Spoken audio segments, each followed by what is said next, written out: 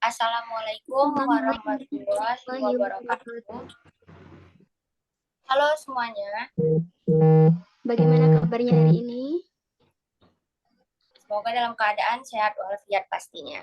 Saya Gita Putri Ananta Ginting bersama rekan saya, Saya Iza Azrilia. kami sebagai host yang akan memandu berjalannya podcast ini. Nah, kali ini kita akan membahas topik yang sangat menarik tentunya. Pastinya kita nggak berdua aja nih, karena kita mengundang dua narasumber. Bersama narasumber kita, Julia Triwulandari, Prodi Pendidikan Seni Rupa dari Fakultas Sastra. Selanjutnya ada narasumber lagi. Ada siapa nih, Za? Nah, narasumber kita yang kedua yaitu Hadi Kusumaningrubi dari Prodi Pendidikan Bahasa Mandarin Fakultas Sastra Universitas Negeri Malang. Wah, sangat menarik nih prodi-prodi narasumber kita. Oke, di sini kita akan berbincang-bincang dengan narasumber kita ini. Sebelumnya, halo Hadi dan Julia. Halo Gita Halo. sama Iza. Bagaimana kabarnya? Alhamdulillah baik. Ada Alhamdulillah kesibukan baik. sekarang ini? Untuk sekarang sih mungkin ya kayak persiapan UAS sama tugas-tugas yang belum itu aja sih. Kalau Julia sendiri gimana? Ya, karena sekarang juga sudah mendekati UAS, jadi pengumpulan tugas juga tugas-tugas yang belum selesai itu harus segera sih. Ya sih, benar. Nah, sebelum kita ke topik pembahasan jihad di bidang masing-masing, jadi ini kita akan membahas arti kata jihad itu sendiri. Nah, kami meminta pendapat kalian nih. Menurut kalian nih arti kata jihad tersendiri ini bagaimana? Mungkin boleh dimulai dari Mbak, mungkin boleh dimulai dari Jul sendiri.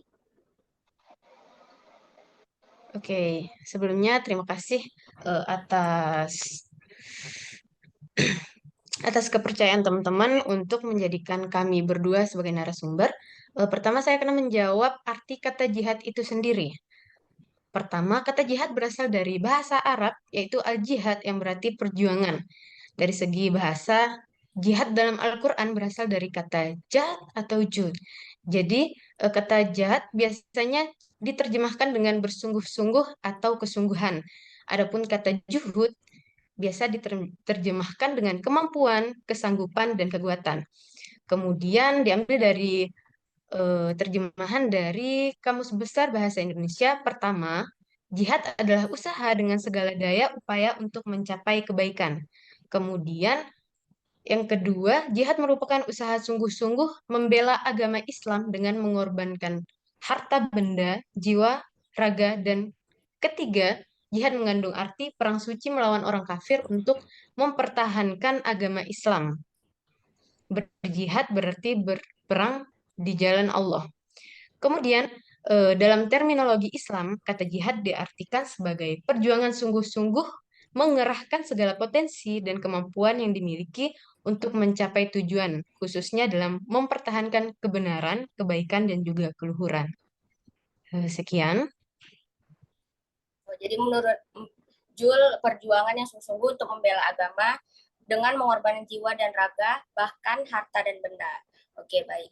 Gimana menurut Hadi sendiri arti kata jihad itu? Silahkan.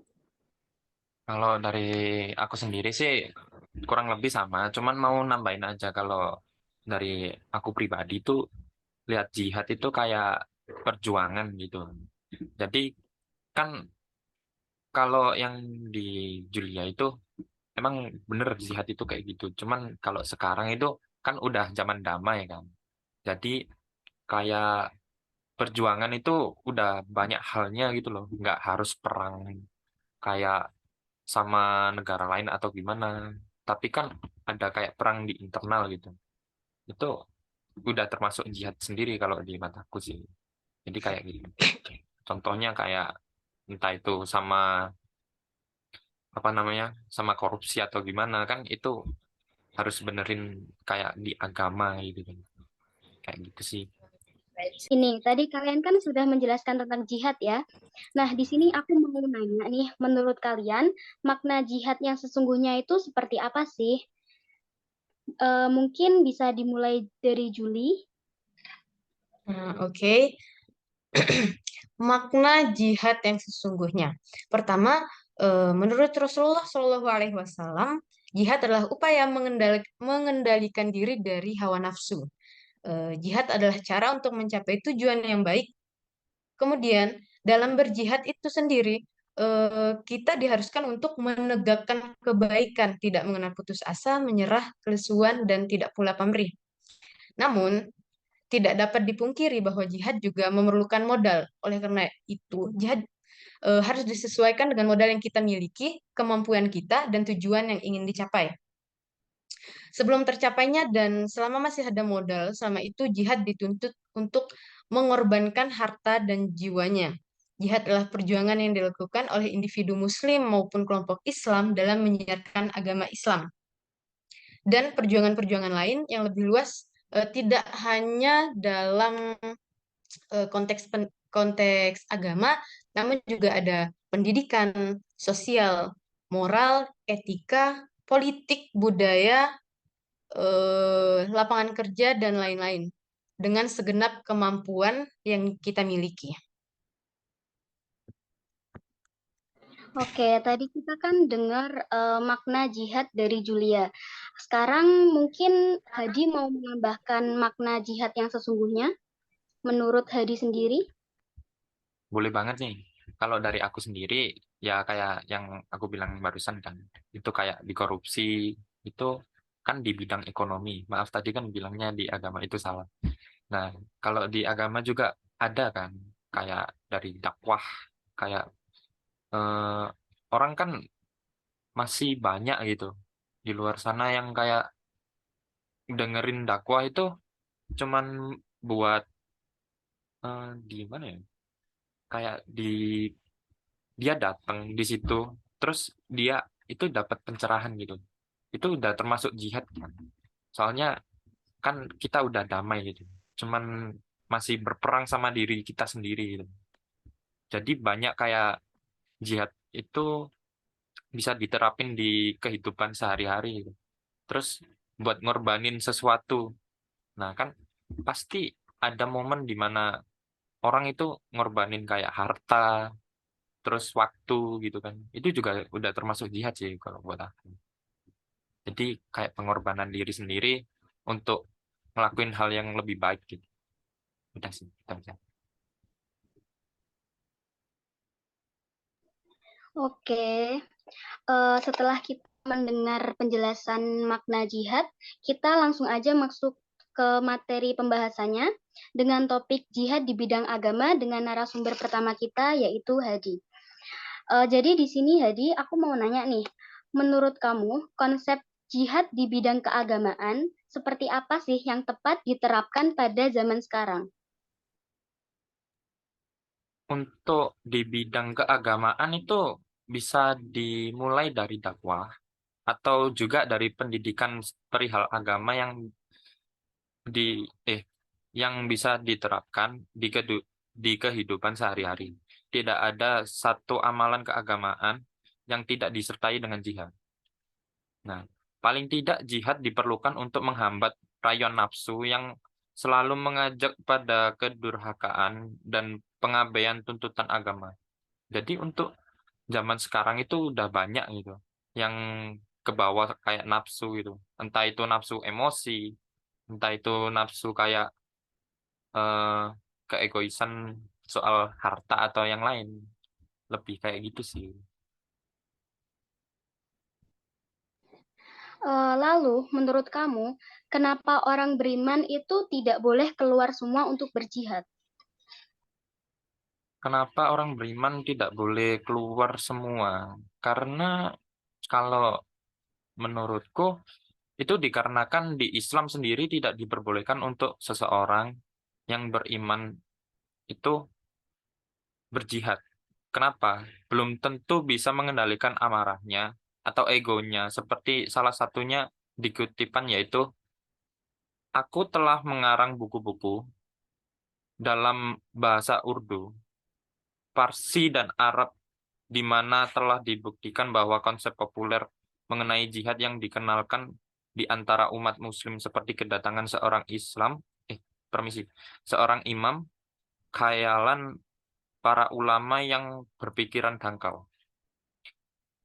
Islam tidak pernah mengizinkan penggunaan senjata dalam agama kecuali dalam perang untuk membela diri, perang untuk menghukum seorang tirani, atau guna mempertahankan kemerdekaan. Munculnya kebutuhan akan perang defensif hanya ketika agresi dari musuh telah mengancam kehidupan seseorang. Selain dari ketiga jenis perang jihad yang diizinkan oleh syariah Islam tersebut, tidak ada jenis perang lainnya yang diperbolehkan Islam dalam mendukung agama.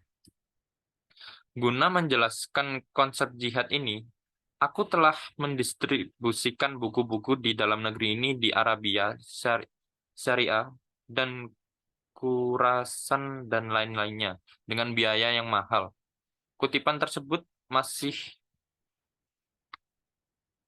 eh, di- diambil dari Masih Hindustan Main, Ruh Ruhani Khazain, jilid 15, halaman 4 sampai 5, tahun 1908.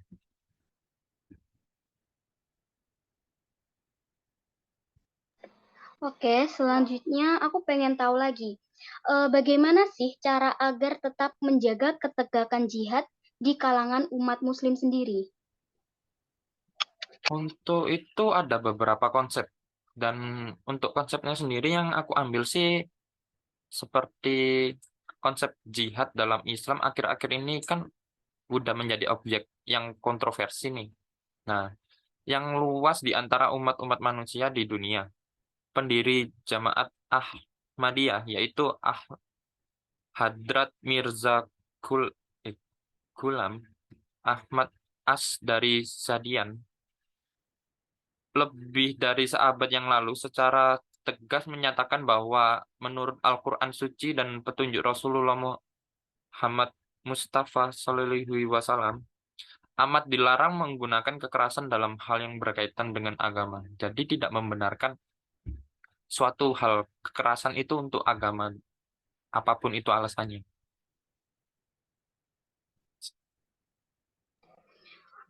Kan setelah kita tahu cara agar tetap menjaga ketegakan untuk jihad, jadi aku mau nanya, apakah jihad sendiri itu diperlukan untuk memajukan peradaban umat Islam?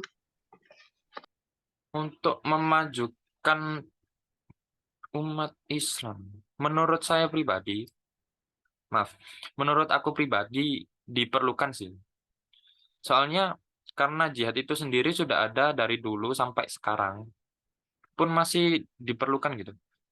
Atau juga diterapkan di beberapa hal, tetapi dengan perbedaan situasi yang mengakibatkan jihad itu sendiri berubah bentuk yang dulunya berupa peperangan yang secara fisik untuk mendapatkan kesejahteraan, yaitu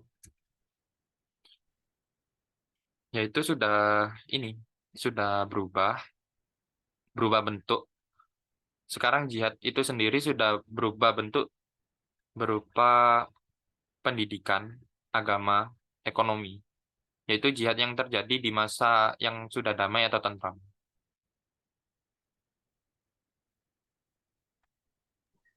Terima kasih Hadi atas jawaban yang cukup menarik. Kita sudah selesai di jihad bidang keagamaan. Selanjutnya ada juga nih jihad di bidang pendidikan yang akan dipandu oleh Gita. Silahkan Gita. Oke, baik. Terima kasih, Iza. Tadi Iza sudah berbincang-bincang dengan narasumber Hadi tentang jihad di bidang keagamaan. Selanjutnya, saya akan berbincang-bincang dengan narasumber Julia, jihad di bidang pendidikan. Nah, jihad di bidang pendidikan ini sangat hangat pastinya diperbincangkan di Indonesia, karena pendidikan ini berkontribusi positif bagi masyarakat suatu bangsa. Nah, Jul sendiri nih, menurut Jul, makna jihad di bidang pendidikan itu seperti apa? Dan mengapa dikatakan jihad di bidang pendidikan ini dikatakan terbaik? Apakah ini menjadi kemajuan tersendiri atau seperti apa? Silahkan, Jul. Baik, berbicara tentang jihad di bidang pendidikan. Jihad di bidang pendidikan itu tidak hanya mencakup proses akademis, namun juga pembentukan moral, etika, dan juga adab. Jadi, makna jihad di bidang pendidikan itu pertama adalah upaya atau usaha kita dalam eh, mencari ataupun mempelajari ilmu-ilmu dari berbagai bidang. Jadi, manusia itu pada fitrahnya, pada hakikatnya itu adalah makhluk yang diberikan akal dan pikiran. Jadi, hukum sendiri dari menuntut ilmu atau dalam hal berpendidikan adalah kewajiban sebagaimana yang telah disampaikan oleh Rasulullah Shallallahu Alaihi Wasallam. Bisa kita lihat bahwa jihad di bidang pendidikan atau bangku sekolah maupun pembekalan ilmu dari berbagai bidang ilmu, berbagai fokus ilmu itu adalah hal yang wajib.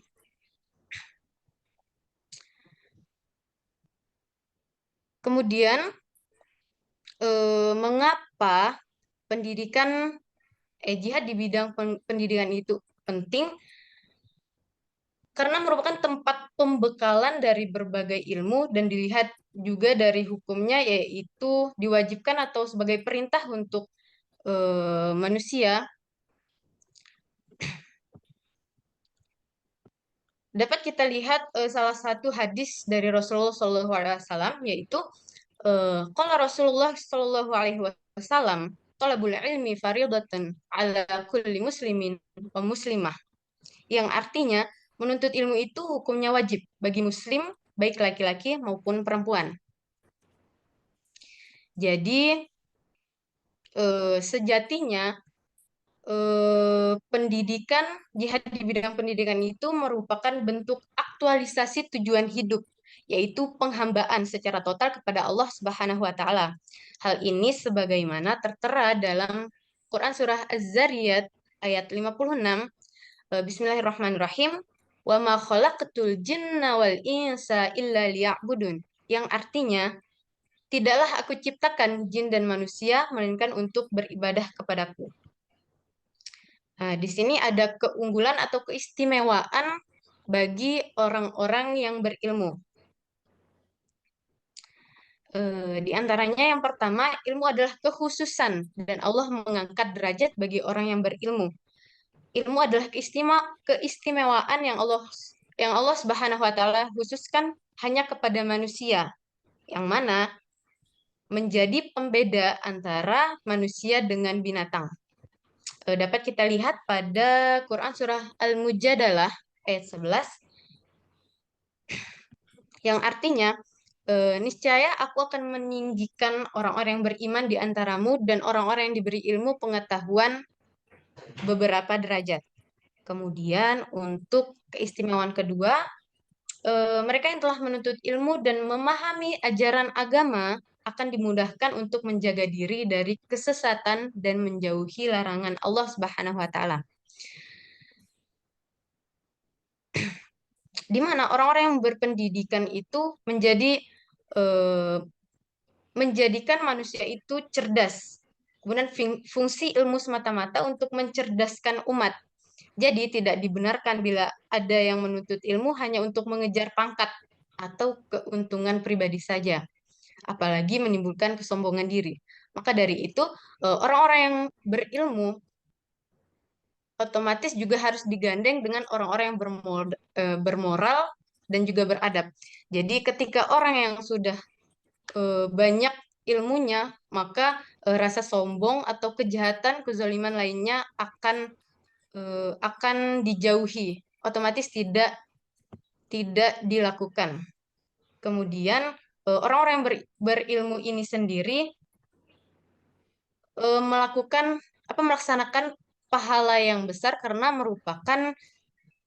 dilihat dari hukumnya sendiri yaitu wajib. Jadi orang-orang yang berilmu atau menempuh pendidikan ini mendapatkan pahala yang besar dan menjalankan kewajiban. Ada satu kutipan dari seorang ilmuwan atau seorang sastrawan, sebaik-baik orang yang berilmu adalah orang yang menyebarkan ilmunya dan mengajarkan orang lain. Untuk itu, setiap muslim dalam ilmu pengetahuan memiliki 3 kewajiban. Yang pertama, menuntut ilmu, kemudian mengamalkannya, dan juga mengajarkan kepada orang lain. Sekian. Wah, sangat jelas sekali penjelasan dari Jul ya. Baik Jul, jihad di bidang pendidikan ini pasti ada contoh atau implementasi di sekolah, di kampus, maupun di lingkungan lainnya. Mungkin Jul dapat memberikan contoh nih bagi pendengar podcast kita. Boleh disampaikan Jul, apakah ada contoh atau implementasinya? Baik, sebelum seperti saat ini kita berada pada jenjang perguruan tinggi sebagai mahasiswa. Nah, sebelum kita mahasiswa itu, kita adalah manusia yang dididik pada lingkungan keluarga ataupun di rumah, kemudian bangku sekolah, dan juga sekarang di bangku perkuliahan.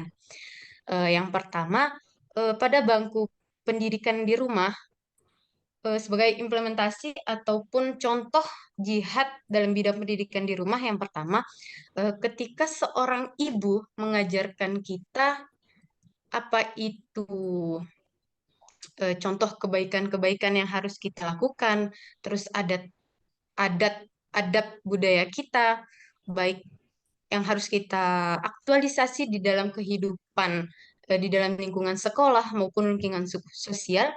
Jadi salah satu contoh implementasi pendidikan di rumah yang pertama, apa yang sudah diajarkan oleh ibu, di mana kita tahu pendidikan pertama adalah seorang ibu. Dan tidak hanya ibu, yang berperan juga ada ayah, juga ada saudara-saudara. Di situ kita berusaha untuk mengaktualisasi atau merealisasikan pengajaran-pengajaran atau pemahaman yang ditanamkan kepada kita untuk contohnya berbuat baik, sopan santun, berbicara dengan sopan santun, kemudian menghormati orang lain, dan juga misalkan ketika seorang ibu atau ayah ataupun saudara-saudara kita di rumah mengajarkan ajaran agama seperti mengajarkan kita bagaimana cara sholat yang baik dan benar, kemudian mengaji, dan sampai sekarang eh, apa yang telah diajarkan itu bisa kita rasakan sampai sekarang. Nah, kemudian pada jenjang sekolah maupun perkuliahan sampai sekarang, implementasi atau contoh jihad di bidang pendidikan ini telah kita lakukan sejauh ini. Misalkan ketika di bangku sekolah, kita tentu mendapatkan tata tertib atau peraturan dari sekolah. Nah, di situ sebagai contoh jihad, kita melakukan segala bentuk tata tertib yang telah ditentukan oleh sekolah. Kemudian bentuk jihad yang kita lakukan yaitu menjauhi atau melaksanakan peraturan sekolah tersebut. Kemudian sebagai kan di dalam bidang pendidikan itu tidak hanya akademis, namun juga adab ataupun moral. Nah, di sini contohnya kita menaati atau menghormati dan juga patuh kepada guru atau dosen, dan juga menghargai teman-teman kita, baik sebaya, lebih umurnya lebih tua dari kami ataupun lebih kecil dari kami. Jadi di situ termasuk adab atau moral. Kemudian mengerjakan tugas. Tentu kita sebagai siswa maupun mahasiswa itu diberikan tugas oleh dosen atau guru eh, sebagai bentuk pengujian ataupun sebesar apa dan sejauh apa pemahaman kita terhadap materi-materi atau pembelajaran yang telah diberikan. Nah, eh, juga ada disiplin dengan waktu. Misalnya tidak terlambat dalam kehadiran masuk kelas maupun ada meeting, ada apa rencana untuk bertemu, kemudian juga dalam hal pengumpulan tugas. Kemudian ada keseriusan belajar atau rajin belajar, itu tentu adalah usaha kita dalam menuntut ilmu. Sekian. Oke, baik. Dari contoh atau implementasi yang disebutkan Jul tadi, sebagai anak muda zaman sekarang, kita dapat banget nih menerapkannya di sekolah, di kampus, atau di lingkungan lainnya. Oke, selanjutnya, Jul kan tadi sudah memberikan contoh atau implementasinya nih. Di Julnya sendiri, apakah sudah pernah melakukan jihad di bidang pendidikan atau belum sama sekali? Silahkan Jul penjelasannya. Baik. Sebelumnya dari pertanyaan tadi, apakah sudah pernah atau belum? Nah, Ya, sejauh ini, sebelum saya menginjakkan kaki di Malang dan menjadi anak rantau sebagai mahasiswi di Universitas Negeri Malang, tentu ada jihad atau usaha yang telah saya lakukan. Sedari kecil, saya telah dididik di rumah, kemudian di lingkungan keluarga, di mana yang berperan pertama adalah seorang ibu, kemudian ayah, dan juga saudara, juga lingkungan-lingkungan lainnya. Nah, di mana pendidikan pertama kita tahu adalah seorang ibu. Banyak hal yang diajarkan oleh ibu saya maupun keluarga dalam mendampingi proses perkembangan maupun pertumbuhan saya. Dimulai dari, bahkan dari dalam kandungan, kita sudah diberi bekal ilmu oleh seorang ibu. Setelah itu kita didampingi dalam proses pertumbuhan juga perkembangan. Misalkan di dalam pertumbuhan kita sendiri dimulai dari cara merangkak, berjalan, berbicara, mengaji, beradab, dan lainnya. Ajaran-ajaran agama atau tentang adab lainnya yang dibekali dan ditanamkan oleh ibu atau keluarga di rumah yang telah saya terima, kemudian kita merealisasikan atau mengaktualisasi dengan cara praktik atau pengamalannya, kemudian memperoleh hasil atau realisasinya hingga sekarang. Salah satu pendidikan yang paling saya syukuri dari pendidikan seorang ibu di rumah yaitu cara adab berbicara, sopan santun, dan mengaji hingga saat ini bisa saya rasakan hasilnya dan mempermudah saya karena ilmu-ilmu yang telah diajarkan di dibarengi dengan realisasi, dengan praktik-praktik. Kemudian pendidikan di bidang akademis atau bangku persekolahan. Sebelum kita menjadi mahasiswa kan tentu ada jenjang-jenjang sekolah kan. Yang pertama saya mulai dari jenjang TK, kemudian SD, SMP, MA, yang dimana dimulai dari bangku sekolah dasar. Saya di situ menempuh pendidikan pada sekolah yang di bawah naungan Kemenak atau sekolah agama. Pertama di Madrasah Ibtidaiyah, kemudian Madrasah Sanawiyah, dan juga Madrasah Aliyah.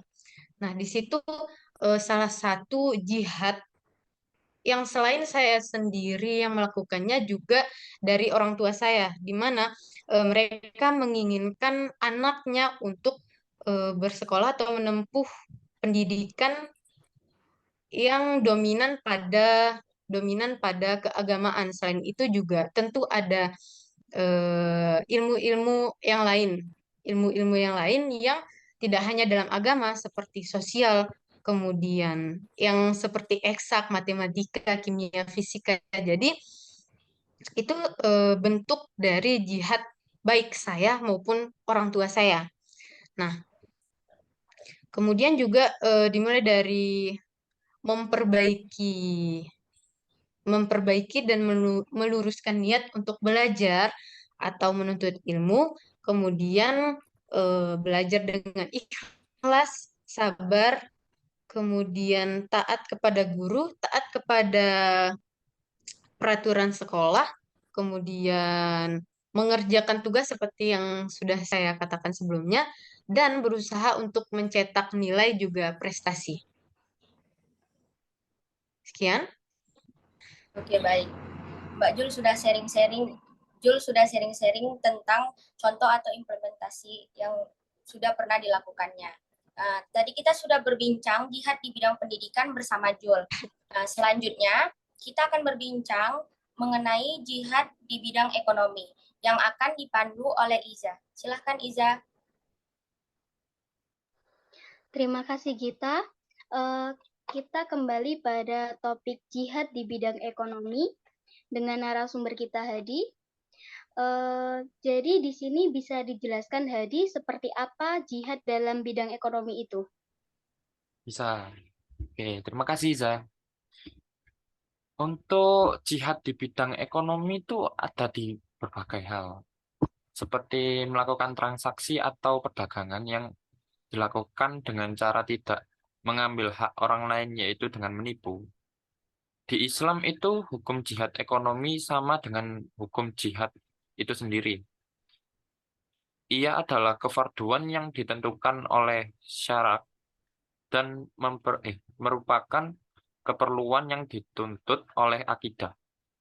Hal ini bisa diambil contoh dari bank syar'i, yaitu bank yang tidak mengambil keuntungan pribadi untuk perorangan. Sekian untuk jihad di bidang ekonomi. Oke, setelah dijelaskan tentang jihad dalam bidang ekonomi, selanjutnya aku mau nanya tujuan dari jihad dalam bidang ekonomi itu sendiri apa ya? Untuk tujuannya itu ada berbagai hal juga, seperti untuk mengurangi atau membenahi beberapa hal, yaitu ia dilakukan untuk golongan fakir dan miskin daripada kalangan yang mereka dihiasi hati mereka dengan keamanan oleh Allah. Allah mengaruniakan kepada mereka kecintaan untuk berjihad demi mencapai kemenangan atau kesyahidan. Jelas di hadapan kita pada hari ini bahwa bangsa-bangsa Arab dan umat Islam yang fakir dan miskin serta tertindas itulah yang bangkit dilakukan jihad ekonomi. Jika didapati kebanyakan sumbangan derma yang dihantar kepada saudara-saudara kita di Pakistan, Afghanistan, dan Chechen diperbolehi daripada golongan fakir dan miskin, sumbangan derma ini diuruskan oleh beberapa jawatan kuasa, institusi dan badan kebajikan, bukan kerajaan di kebanyakan negara, termasuk di negara-negara yang bukan Islam.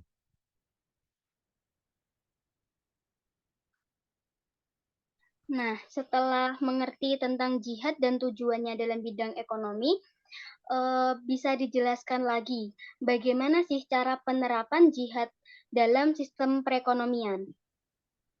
Di sistem perekonomian, oke. Ekonomi itu adalah hal yang dasar yang diperlukan oleh manusia. Dengan jihad dalam bidang ekonomi yang sudah seperti seseorang yang menstabilkan ekonominya sendiri dan membantu orang lain setelah dirinya sendiri sudah stabil dalam bidang ekonomi itu sendiri, seperti kayak maaf, mengasih bansos ke beberapa apa namanya kayak musibah kayak gitu, itu sudah termasuk jihad di bidang ekonomi juga sih. Kalau menurut aku pribadi, soalnya sudah ada perjuangan di situ, sudah ada pengorbanan juga di situ, dan udah bersangkut paut juga dengan orang lain. Itu sudah termasuk hal positif yang bisa kita ambil dari jihad sendiri di bidang ekonomi. Sekian itu sih menurutku kalau di jihad perekonomian. Oke, berarti penerapan jihad dalam sistem perekonomian yaitu menstabilkan ekonomi sendiri dan membantu orang lain. Terima kasih Hadi atas penjelasannya. Setelah ini kita akan membahas jihad dalam bidang sosial. Kita akan membahasnya dipandu oleh Gita Putri. Silahkan Gita. Oke, baik. Terima kasih Iza. Tadi Iza sudah membahas jihad di bidang ekonomi. Selanjutnya, saya bersama narasumber saya, Jul, akan membahas jihad di bidang sosial. Nah, ini juga menarik nih. Jul, menurut Jul itu jihad sosial itu bagaimana? Atau seperti apa? Boleh Jul penjelasannya? Mohon maaf mic-nya, Jul. Permisi, sebelumnya terima kasih. Berbicara tentang sosial dan jihad. Pada hakikatnya, manusia diciptakan sebagai makhluk sosial. Artinya, manusia tidak bisa hidup secara individu, namun saling membutuhkan dan bergantung pada orang lain agar mempermudah kehidupan. Dalam kehidupan di dunia ini, ada yang namanya hubungan sosial, ada pula jihad sosial. Hubungan sosial melingkupi kepedulian sosial dan kepekaan sosial dari seseorang. Jihad sosial merujuk pada ikhtiar untuk diri sendiri ataupun orang lain. Hal inilah yang membedakan manusia dengan hewan dan tumbuhan. Sosial senantiasa diterjemahkan sebagai kontak secara langsung, bertemu muka dan berkomunikasi secara langsung yang meningkatkan hubungan sosial antar individu dengan manusia. Arti jihad sosial itu sendiri adalah upaya bersungguh-sungguh dalam melakukan hubungan sosial dan berusaha menjaga hubungan tali silaturahmi, saling menghormati, saling mendukung, dan memotivasi agar menjaga komunikasi dan saling membantu dalam kebaikan. Demikian. Kita sudah mendengarkan penjelasan jihad sosial dari Jul sendiri. Selanjutnya, mengapa kita harus berjihad dalam bidang sosial? Apakah ada faktor tertentu atau penyebabnya kita diharuskan berjihad di bidang sosial ini? Penjelasannya, Jul? Baik, seperti yang sudah kita ketahui, Baik, selanjutnya. Mengapa kita harus berjihad dalam bidang sosial ini? Apakah ada faktor tertentu atau penyebabnya kenapa harus berjihad dalam bidang sosial ini? Silakan Jul penjelasannya. Baik, seperti yang sudah kita ketahui bahwa manusia adalah makhluk sosial. Manusia tidak bisa hidup secara individu, namun bergantung juga membutuhkan orang lain dalam menjalani kehidupannya. Nah, berbicara tentang alasan mengapa berjihad itu penting dalam bidang sosial. Pertama, tanpa jihad sosial, negeri ini akan runtuh. Suatu negeri tanpa berjihad sosial, di mana negeri adalah suatu tempat yang terdiri dari berbagai kalangan dan juga banyaknya manusia di situ.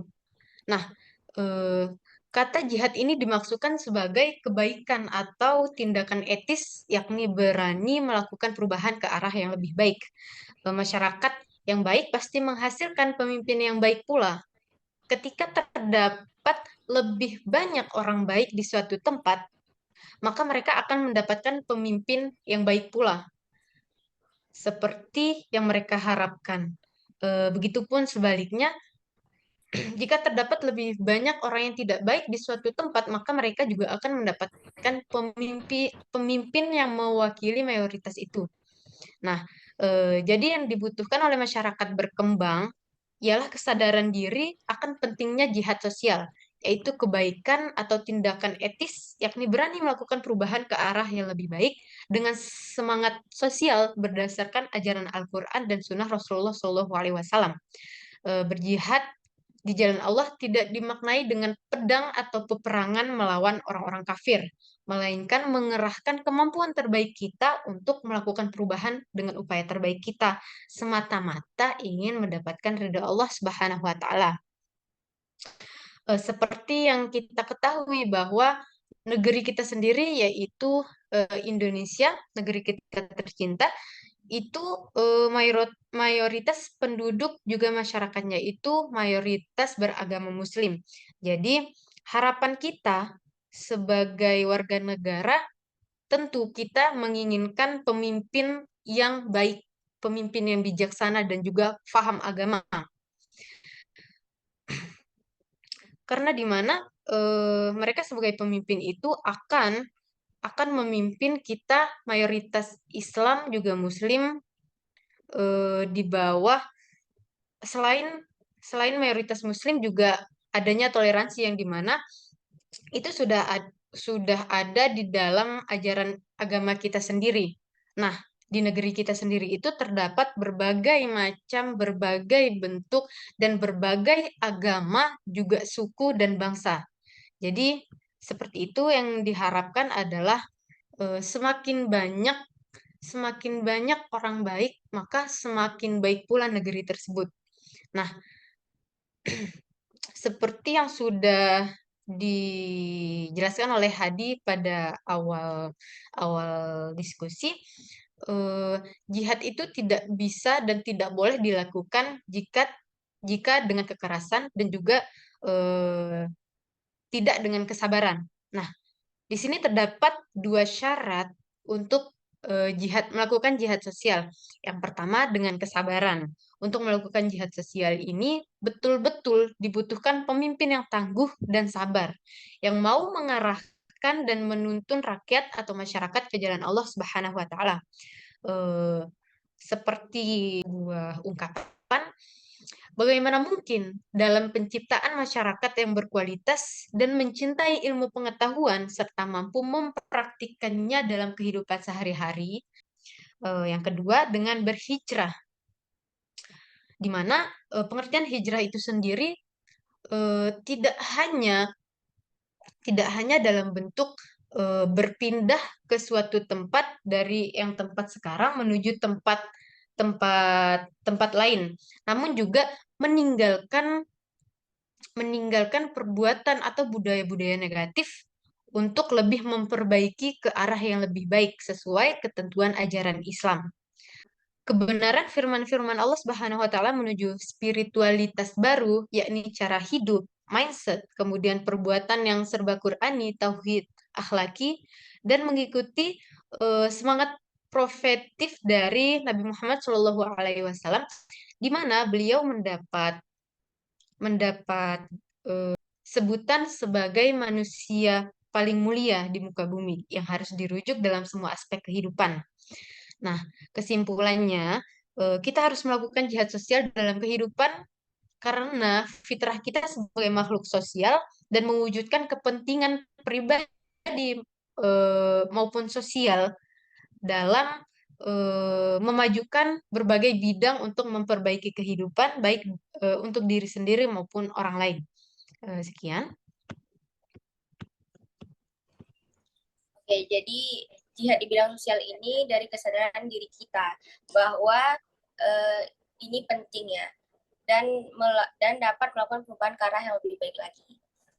Oke, Jul.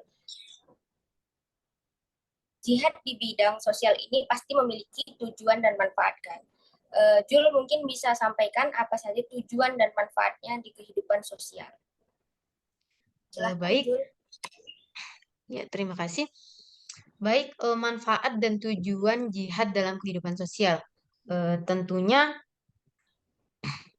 ini semua diwajibkan juga sebagai aspek yang penting dalam kehidupan kita. Tujuan utama yaitu memperbaiki kehidupan, karena di kehidupan itu sendiri manusia adalah makhluk sosial. Nah, manfaat dan tujuan jihad itu sendiri yang pertama menyebarkan kebaikan agama. Manfaat dari jihad adalah mampu untuk menyebarkan kebaikan-kebaikan yang diajarkan oleh agama ke masyarakat luas. tujuan dan metode utama dari jihad adalah berdakwah dan mengajar. Dengan berdakwah dan mengajar ini, maka segala sesuatu yang terdiri atas hal yang menyangkut kebaikan serta kebajikan mengenai agama akan tersebar dan dipahami oleh masyarakat dan umat yang luas. Nah, apabila masyarakat dan umat paham mengenai kebaikan dan kebijakan yang disebarkan melalui jihad, maka di dunia ini akan tercipta perdamaian karena semua orang akan mengamalkan perbuatan baik tersebut. Kemudian meninggalkan segala kemusyrikan. Seperti yang kita ketahui, arti jihad dan hijrah itu sendiri yaitu usaha untuk meninggalkan karakter kita yang buruk untuk mewujudkan karakter yang lebih baik.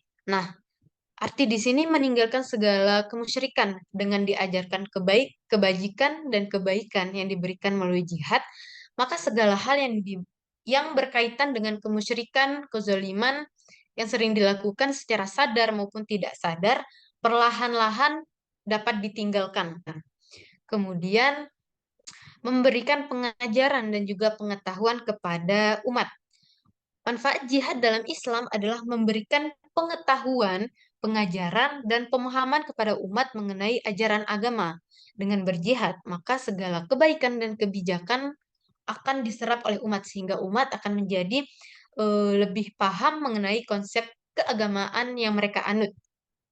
Seperti yang ada di negara kita sendiri, selain dominan mayoritas Muslim juga ada agama-agama yang lain. Nah, di situ tugas pemimpin dan juga mereka yang berperan dalam bidang keagamaan maupun sosial, maka mereka harus dan wajib menyebarkan dan menyiarkan agama menurut kepercayaan mereka masing-masing.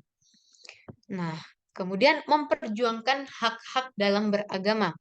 Jihad juga memiliki manfaat untuk memperjuangkan hak-hak yang harus dan wajib diperoleh oleh umat muslim pada khususnya, karena dengan tujuannya yaitu untuk memberikan pengajaran dan dakwah serta memperjuangkan syariat-syariat. Maka hak dalam kehidupan beragama pun akan diperjuangkan. Untuk manfaat selanjutnya yaitu meningkatkan kualitas hidup. Jika membuat Anda akan memahami mengenai praktik dan juga pengetahuan mengenai ilmu agama lebih baik dan lebih dalam lagi, dengan bertambahnya pemahaman Anda mengenai ilmu keagamaan, maka dapat mengamalkan pengetahuan Anda ke dalam kehidupan sehari-hari. Hal ini akan mempengaruhi kualitas hidup yang akan menjadi lebih baik lagi. Untuk manfaat selanjutnya yaitu mendekatkan diri kepada pencipta. Tentu dengan kita melaksanakan jihad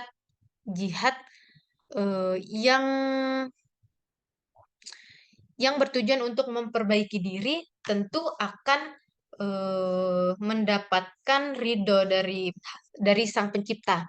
Nah, dengan mengamalkan dan melaksanakan jihad, maka hal ini akan menyebabkan diri kita menjadi semakin dekat dan juga kondisi dan kemampuan spiritual yang kita miliki akan semakin meningkat, sehingga akan membuat kita menjadi lebih dapat memaknai hidup dan menjadi lebih dekat dengan Sang Pencipta.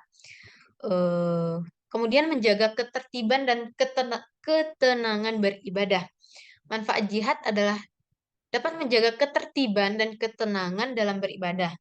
Kita akan memiliki kemampuan spiritual yang baik, kemudian membuat kondisi kita dalam melakukan beribadah menjadi lebih baik dan tenang, yang akan berakibat pada terjaganya kondisi keheningan ketika beribadah. Jadi di situ ada kontrol ibadah, kontrol dalam melakukan ibadah kita sendiri. Nah, kemudian menegakkan kebijakan agama. Kebijakan dan kebaikan dari unsur agama haruslah ditegakkan agar eksistensinya dapat terus terjaga dengan baik. Karena itu, dengan melakukan jihad, maka akan meningkatkan dan menegakkan kebijakan dan kebajikan yang ada pada agama. Selanjutnya, mengamalkan tujuan penciptaan manusia di bumi. Manfaat lain dari jihad adalah jihad menjadi suatu bentuk pengamalan dari tujuan dari terciptanya manusia di bumi. Tujuan penciptaannya adalah untuk menjadi khalifah dan dapat menyebarkan kebaikan di bumi ini. Untuk manfaat yang terakhir, mempertahankan eksistensi umat. Dengan adanya jihad, maka proses dakwah dan pengajaran mengenai syariat-syariat tidak akan terputus. Dengan ini, maka eksistensi umat pun tidak akan musnah dan tetap bertahan. Demikian manfaat dan tujuan yang dapat saya paparkan dari pentingnya berjihad dalam kehidupan sosial. Terima Oke, kasih. pembahasan yang dijelaskan Mbak Jul tadi sudah sangat jelas ya. Pastinya pendengar podcast ini sudah dapat mengerti jihad di bidang sosial. Oke, selanjutnya kita tadi sudah membahas jihad di bidang sosial. Selanjutnya akan membahas jihad di bidang pencegahan radikalisme yang akan dipadu oleh Iza. Silakan Iza. Baik, terima kasih Gita. Selanjutnya kita akan membahas topik terakhir tentang jihad dalam bidang pencegahan radikalisme dengan narasumber kita, Hadi. Untuk itu, aku mau nanya ke Hadi, menurut Hadi, radikalisasi sendiri itu seperti apa? Oke, terima kasih, Za. Untuk pertama, radikalisasi itu lebih kayak salah satu masalah sosial yang menghantui kehidupan masyarakat di Indonesia dan di dunia. Adanya globalisasi menjadi salah satu pemicu munculnya paham atau ideologi radikalisme, baik dalam kehidupan sosial maupun politik. Saat ini, radikalisme sering dikait-kaitkan dengan konsep terorisme atau ekstremisme. Padahal sebenarnya ada banyak pengertian radikalisme tergantung konteks yang dibicarakan.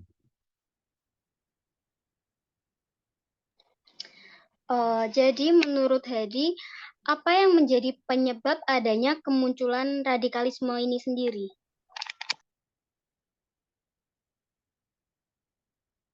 Penyebab munculnya itu ada beberapa hal disebabkan oleh satu pengetahuan agama yang parsial bahkan melalui proses belajar yang didoktriner pada kalangan pelajar atau mahasiswa dari sekolah atau perguruan tinggi berlatar belakang umum.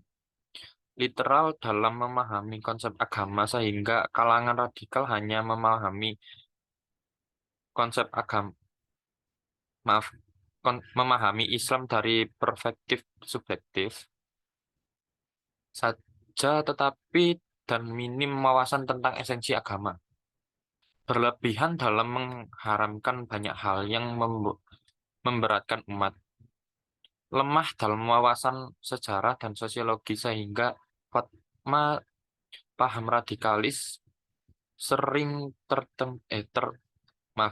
bertentangan dengan kemaslahatan umat, akal sehat, dan semangat zaman. Radikalisme muncul sebagai reaksi terhadap bentuk yang dianggap radikalisme yang lain seperti sikap radikal kaum sekuler yang menolak agama. Perlawanan terhadap ketidakadilan perlakuan sosial, ekonomi, hukum, dan politik di tengah masyarakat. Munculnya gerakan radikalisme itu banyak hal yang berkaitan dengan kayak wawasan, terus kayak informasi yang masuk itu lebih dari apa yang mereka tangkap. Bisa juga strategi itu yang mengakibatkan mereka untuk brainwash, cuci otak peserta didik atau calon pengikutnya yang memberikan materi tentang ideologi khalifah dengan tujuan membentuk daulah Islamiyah, negara Islam. Nah, setelah penjelasan tentang radikalisasi dan juga kemunculan radikalisme ini, untuk yang terakhir mungkin Hadi bisa memberikan solusi untuk pencegahan terjadinya radikalisme. Untuk pencegahan radikalisme itu hal pertama yang dapat dilakukan untuk mencegah paham radikalisme dan tindak terorisme ialah memperkenalkan ilmu pengetahuan dengan baik dan benar.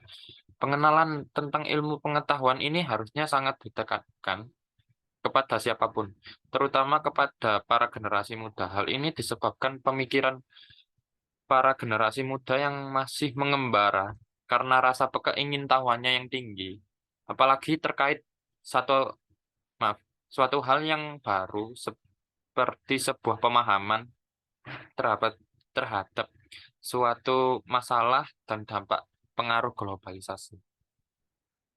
Sekian, itu aja sih. Terima kasih Hadi atas penjelasan tentang jihad dalam bidang pencegahan radikalisme. Gimana nih Git? Udah menarik ya penjelasan dari narasumber-narasumber kita ini? Iya, menarik banget. Jadi di sini jihad di semua bidang itu pastinya sangat penting karena memiliki tujuan dan banyak sekali manfaat. Dan kita juga bisa nerapin contoh atau implementasi yang disebutkan narasumber-narasumber kita tadi. Oke, terima kasih kepada Jul dan Hadi sudah menyempatkan waktunya untuk menjadi narasumber pada podcast kali ini. Yang pastinya penjelasannya sangat mudah dicerna oleh pendengar kita. Terima kasih Jul dan Hadi, semoga lancar kuliahnya. Amin. Terima kasih juga kita sama Isa. Amin. Ya, satu lagi, jangan bosan mendengarkan podcast kami ya. Saya Gita bersama rekan saya. Saya Iza Zrilia. Semoga kita dipertemukan di podcast selanjutnya. Assalamualaikum warahmatullahi wabarakatuh. Waalaikumsalam. Jangan lupa like, comment, and subscribe.